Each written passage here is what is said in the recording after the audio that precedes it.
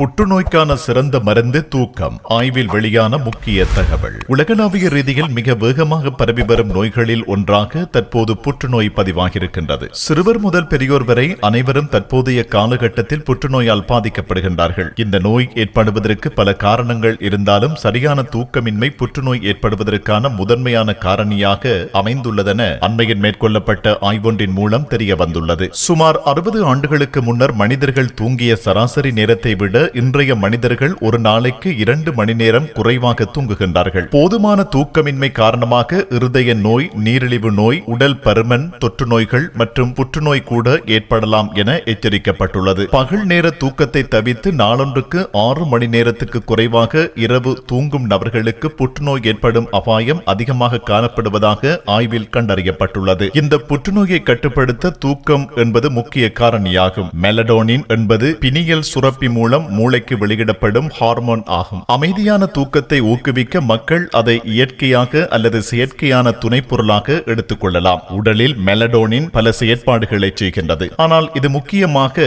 Circadian தாளங்களை பாதுகாப்பதில் குறிப்பிடத்தக்கது. Circadian rhythm என்பது உடலில் உள்ள கடிகாரம். எப்போது தூங்க வேண்டும், எப்போது எழுந்திருக்க வேண்டும் என்பதை இது உடலுக்கு அறிவுறுத்துகின்றது. இது புற்றுநோய் எதிர்ப்பு ஹார்மோன் கூட ஆகும். இரவு உறங்கச் செல்ல உகந்த நேரம் இரவு 10 தொடக்கம் 11 மணி வரை என நிபுணர்கள் கருதுகின்றார்கள். இரவு நேரத்துடன் தூங்கி காலை சூரிய உதயத்தின் போது சீக்கிரமே எழுவது உடலின் இயற்கையான சர்காடியன் ரிதமை சீராக்க உதவி செய்கின்றது. ஆரோக்கியமான தூக்கம் விழிப்பு சுழற்சியை உறுதி செய்கின்றது. இது புற்றுநோயிலிருந்து மட்டுமல்ல ஏனைய நோய்களிலும் இருந்தும் உடலை பாதுகாக்கக்கூடியது என குறிப்பிடப்பட்டுள்ளது.